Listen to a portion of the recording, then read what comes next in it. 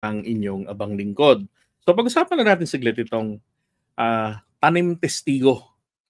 Kasi ang napansin ko rito, di ba lumabas etong si alias Rene, si Michael, at eto na nga't nanggangangalngal na binabawi niya yung kanyang statement kesyo siya ay binayaran lamang ng kampo ni Risa Ontiveros para idiin si Digong at saka si Sara.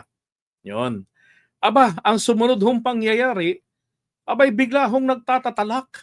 Hindi pa nakakasagot si Risa Ontiveros, nagtatatalak na. Si Akla. Ako teka, mukhang napansin ko rito, bakit hindi ho ang nagtatatalak ay si Sara? 'Di ba? Walang reaksyon ng kahit na sino sa mga anak. Dapat unang-unang magtatatalak diyan si Sara. 'Di ba? Aba, nauna pa ho si Akla ang nagtatatalak. Hindi kaya ito ay sa simula pa lamang ng iniimbestigahan ng Senado si Kibuloy, plano na ito ni Akla na i-set up si Risa Ontiveros, maglagay ng 'di ba ng bogus na witness nang sa ganon mapahiya ito at masira ang credibility ng komite at nito ni Risa Ontiveros. 'Di ba? Ito di ba hinihiyaw nito ni Akla na na dapat patalsikin na si Risa Ontiveros sa Senado, 'di ba? Umaapila siya sa mga DDS senators doon na magsampa sila ng complaint sa ethics sa Ethics Committee para mapatalsik si Risa Ontiveros. Ito yung pansin-pansin Bigla-bigla na lang out of nowhere nagtatatalak. Pero nang lumantad, nagpapatunay na wala kang karapatan maglingkod. Kaya nga nananawagan ako, kinakailangan mag-file ng ethics complaint dyan kay Ontiveros na yan. Pare-pareho ng pare-pareho sila ng tono ni Calvo, si Morales, 'di ba?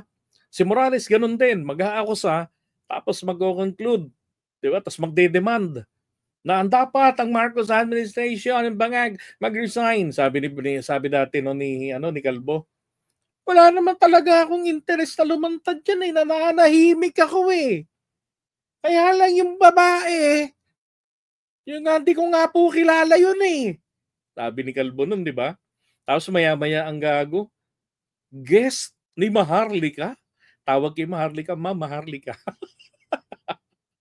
Tapos yun pala, putragista yun, magbablogger lang. Inakusahan ng presidente. Di bangag-bangag, di ba? Ganon. Pareho rin itong ganito rin ang diskarte na ginagawa nito ni Harry Roque. Sa ganon, masipa na siya sa Senado. Walang karapatan ang kahit sinong nagtatanim kaso, nagtatanim ebidensya, nagtatanim testigo na manatili sa Senado. Dahil ang Senado in the first place, nagagawa ng batas. Pangalawa, yung mga investigasyon na dapat ginagawa niya in aid of legislation at hindi dapat nagtatanim ebidensya laban sa mga kalaban sa politika. Tanim ebidensya raw no?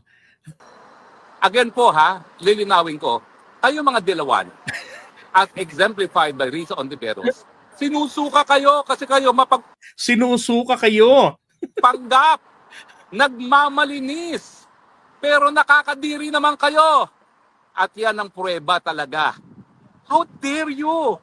Imagine everything is one statement, everything is on the basis of good faith na nagsasabi ng totoo, tapos gagastos ka ng milyon-milyon, nabuti sana kung galing sa'yo. Galing din sa gobyerno yan!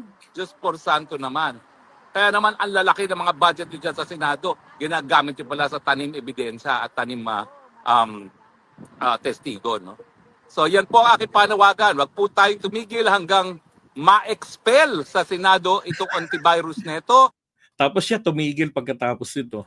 Dahil ang Riza Tanas Ontiveros, yung mga nagtatanim ebidensya, mga nagbabayad to bear false gaga talaga dinawit na naman bigla si Attorney Liza testimony. Alam nyo ba, nasa Biblia yan, bawal, diba?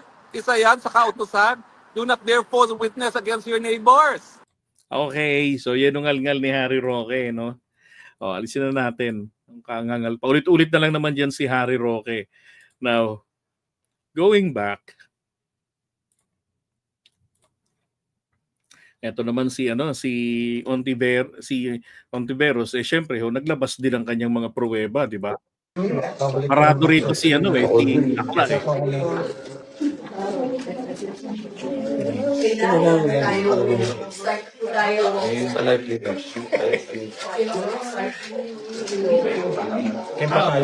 Uy, simulan nyo na, bilis. Let me begin with this. Itong mga nakaraang araw, hindi lang ako ang pininteriya ng fake news at harassment. Matapos tumitaw ang video ng nagpakilalang si Michael Maurilio o alias Rene. Mula na rin sa sarili niyang bibig, siya ay tumestigo noon sa pagdinig ng Senate Committee on Women sa mga alegasyon ng seryosong krimen laban kay Apollo Kibuloy at sa KOJC. Yung video niya, hindi lamang fake news. Ito ay malinaw na witness tampering. Bukod pa sa harassment, sa mga... Alam niyo, tingin ko rito makakasuhan dito. Ako tingin ko talaga nasa likuran nito, si Harry Roque. Kapansin-pansin yung reaction ni Harry Roque right after na lumabas yung video ni alias Rene, ni Michael. Biktima at testigo ng napakalaking kasong ito at sa aking staff. Michael's video, which exposes the identities of witnesses and victims and discloses the personal information of my staff, presents a clear and present danger to people's safety. The witnesses and the victims who told the nation about the abuses and crimes, the charges now being faced by Kibuloy and the KOJC, now feel even more threatened after their names were revealed. Some of my staff have also had to exercise extra precaution for themselves and their families. Na ito, you have crossed a line. Sobra na kayo.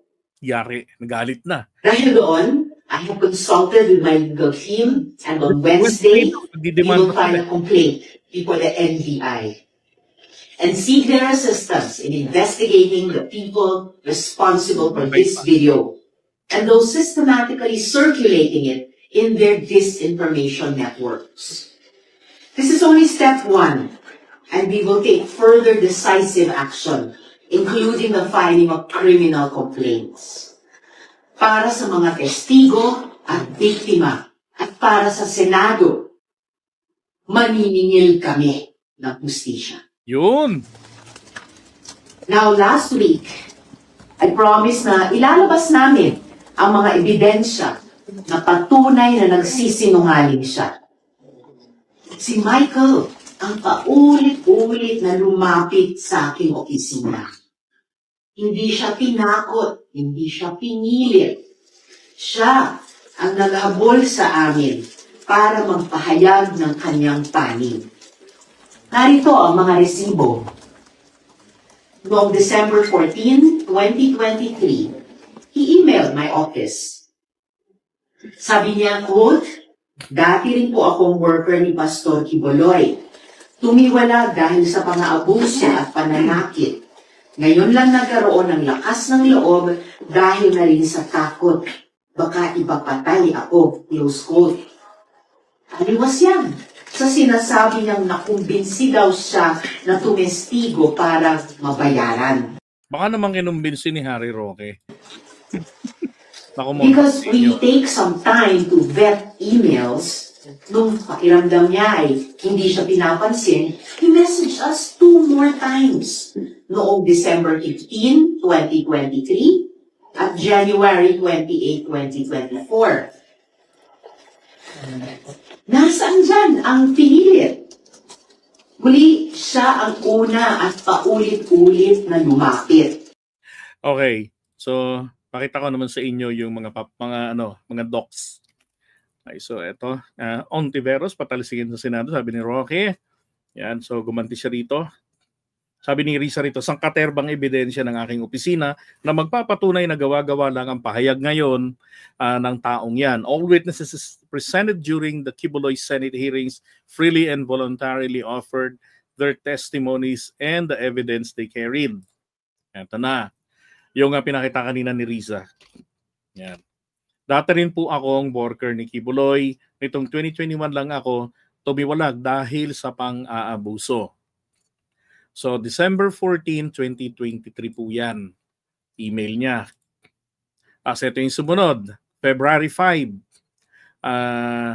December 4, 2023. Ito naman yung sumunod. Sunod-sunod ko yan eh. Kumontak ulit daw sa kanila. Sabi niya, palabang hapon. Yan. Hello po. Gumawa po ako ng final guide though hindi ko naman siya babasahin sa hearing para hindi lang ako mawala. Hindi ko kasi mapigilan umiyak pag kinukwento ko na. Yon. So ito yung kanyang original draft ng kanyang affidavit. Yan sabi niya rito ha. Minsan din po nag-visit doon si former President Duterte at si VP Sara Duterte noon sa Glory Mountain. Every time po na aalis sila sakay ng chopper, dala-dala na po nila yung mga malalaking bag na mga baril ang laman.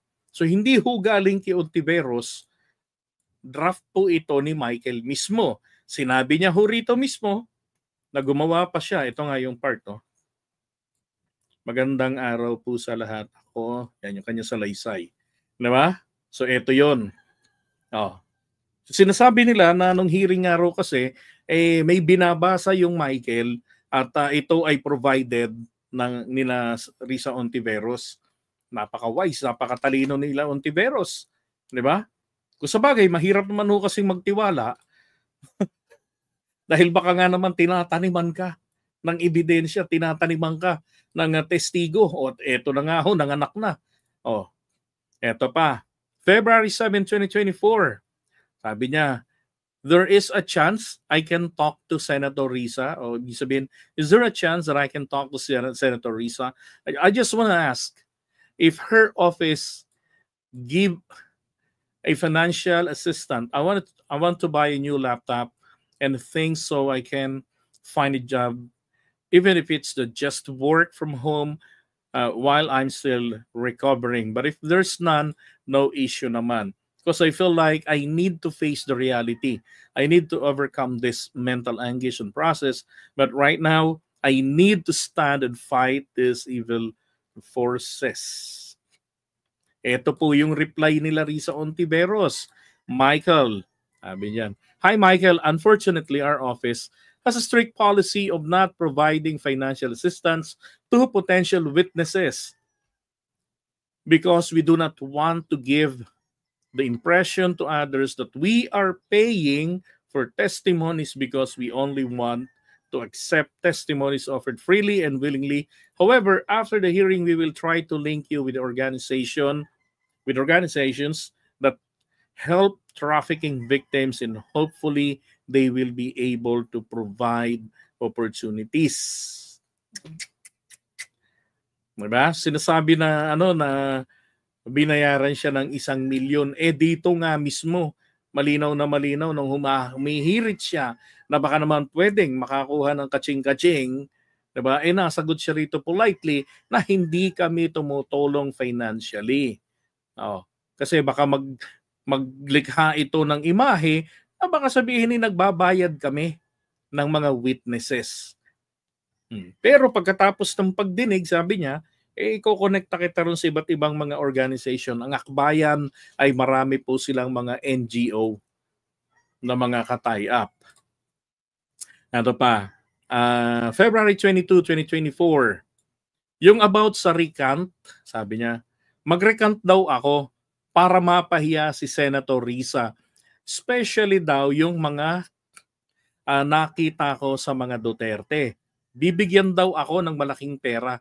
Itatago daw ako at bibigyan ng magaling na abogado. Kasi daw, at the end of the day, sabi diyan, iiwan daw ako ni Senator Risa. But I believe hindi naman gagawin yun ni Senator. Naiintindihan ko anong mga advokasya ni Senator at malaking pasasalamat ko kay Sen. Huwag daw akong magsampa ng kaso sa SMNI for labor something. Oh, sabi, patawarin ko na lang daw sila. Binabaan ko siya ng phone. Nag-search ako tungkol sa recant. Ito pala yung pagbawi ng statement. And I think, alam na nila yung address ng bahay ni here in blah blah. Diba? And then yung sumunod namang email, January 28, 2024. Dapat pala nauna tuloy sa February. Hi, I'm Michael. Napanood ko po yung pag-file ng reso ni Senator Risa sa Senado para imbestigahan si Pastor Kibuloy. Dati rin po akong worker ni Pastor Kibuloy. Ito ngayon, noong 2021 lang daw siya, di ba? Lang ako tumiwalag dahil sa pang-aabuso at pananakit. Ngayon lang din ako nagkaroon ng lakas ng loob na magsalita dahil na rin sa takot. Baka ipapatay ako kung ako ay magsalita o magsampa ng kaso. Yan, gusto kong makamit ang hustisya sa ginawa nila sa akin. Ano ang aking maitutulong? Diba? So meron na siyang email po ng ng 2023 December 15. Ito pa, reply naman nila. May 12. Ito, recent lang ito Tama, recent lang ito. May 12, sabi rito, hi Michael, kindly please check. Help me, kinidnap ako at tinatakot ng kingdom. Dito ako kinulong sa Glory Mountain, Barangay Tamayong, Kalinan, Davao. Send rescue now please. ASAP, baka ilipat nila ako sa kubo, right side ng kalsada, near mansion, near entrance. Poor signal. Then Monday, please help me, please send rescue now. Very scared and tired. Na-receive yung message June 22, 2025. Diba? So, sino ho kaya ang mukhang diba? So huling-huli. Anong ginawa nila? Sinisira na nila Harry Roque etong si Risa Ontiveros. Pinalilitaw na binayaran yung witness. Pero ano hong lumilitaw? Yung witness maaga pang kumukontak nga sa kanila, and then later on, alam niya na hindi nagbibigay ng pera sa mga witnesses at kinokonekta na lang doon sa mga organization pwedeng tumulong, mag-provide ng opportunity. Ang sabi pa nung Michael, ipinatira daw siya ni Risa sa kanyang kondo. Tapos ito nung May 12, di ba? Nag-message na, dinukot siya ng mga taga-KOJC at nandun na siya sa Glory Mountain. At nagpaparescue. Kailan nila na-receive ang message? June 22 tsaka June 23. Documented lahat. So Harry Roque, ito ba ang sinasabi ng binayaran ng 1 milyon? Di ba? Kaya sabi ko pagkatapos magngangaw-ngaw nito ni Harry Roque, di ba? Siya naman, sabi niya, huwag po tayong tumigil manawagan. Tapos siya tumigil. Alam niya ho kasi, mapapahiya sila. May yan. Di ba? Pero sila, pasanta-santa, pagudi-gudi, yung pala, ang iitim ng mga budhi. Itim ng mga budhi. Sarap kaya Roque, no? Ay, ano ngayon masasabi nyo? Di ba nakakasuka naman talaga kayo? So, that's right. Ipinahamak lang ni Rene yung sarili niya. Wag po tayong tumigil. Isigaw natin. Sipain. Palabas ng Senado yung antivirus na yan. Ang Risa Tanas, antivirus, walang lugar sa Senado. At kung siya ay nag-aambisyon para sa mas mataas na opisina, ay naku po, dream on. Ayun, lumabas ang tunay na layunin ng paglaladlad na to ni Harry Roque. 'Di ba? So binanggit na nga niya na at kung siya po ay naghahangad na tumakbo sa mas mataas na posisyon, ay nako, dream on, dream on. Diba? Nung una ho, ang natunugan nila na baka lumaban sa 2028 magpresidente, ito hong si Speaker Martin, di ba? Binanata na agad nila. Sinira na kagad nila ang pangalan ng mama. Ngayon namang natutunugan po nila at nagsalita na si SMR na wala siyang balak sa 2028 maganyan. Tinigilan nila. Ang target naman nila ngayon, si Ontiveros. Ganun po. Kapag ka nakikita nilang potensyal na maging karibal ni Sara, nako, diba? Tataniman ka na nila ng kung ano-anong mga hocus-pocus. Dahil hindi na makakalimutan ng taong bayan ito na ikaw, binaboy mo ang proseso ng Senado. No? Gaya ng binaboy mo ang proseso, nung pilit mo kung dinadawit, na wala ka namang ebidensya sa kahit anong krimen. Wala ka naman napatunayan doon. Ang ginagawa mo lang naman, binabasa mo yung script ng COS mo, maski hindi mo naiintindihan. O, di ba? Sige, tanggalin nyo ng papel yan. Tignan natin kung may masasabi yung antivirus na yan, yung Risatanas na yan. Ito ho yung COS na sinasabi niya. Ito, yung may shades din sa ulo. Yung kanyang chief of staff. Yan, tignan natin kung may masasabi yan sa Senado. Wala. Buti sana kung magaling yung scriptwriter mo, hindi naman magaling yung kilala ko. Nag-estudyante namin yan sa UP Law, no? Kago rin talaga yun. Sarang ulo rin si Harry Roque, pati yung tao idinamay na trabaho lang yung ginagampanan. Kaya nga mediocre ka, kasi mediocre din yung...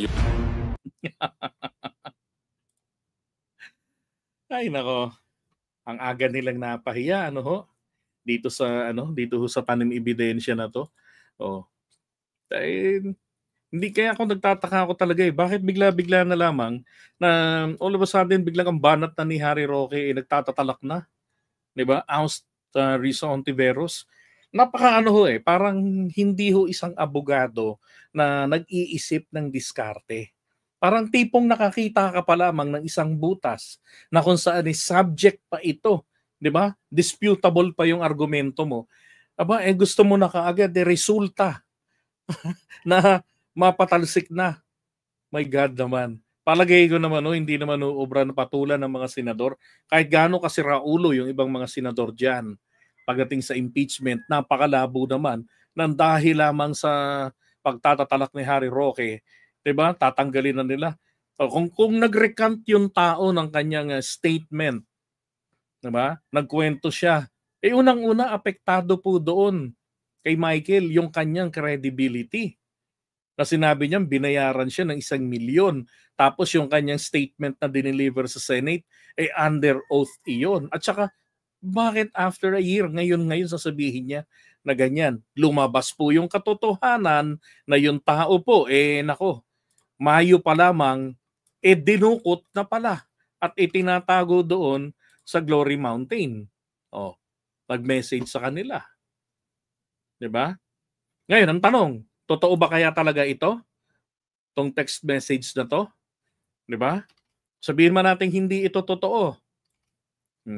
Pero yung paglabas ng video na yon, yun ang sinasabi rin naman ni Risa Ontiveros, babawian namin kayo. Kaya nga gagawin ho nila this coming Wednesday ay magsasampa sila ng reklamo yung sa NBI para ma-investigahan thoroughly. Saan nanggaling yan? Anong location? Nako. 'Di ba? Sanay sila sa sa pagtatanim Katulad ng ginawa nila kay PBBM, ginawa nilang drug addict. 'Di ba? Nagko-cocaine daw. Ayun, ano nangyari?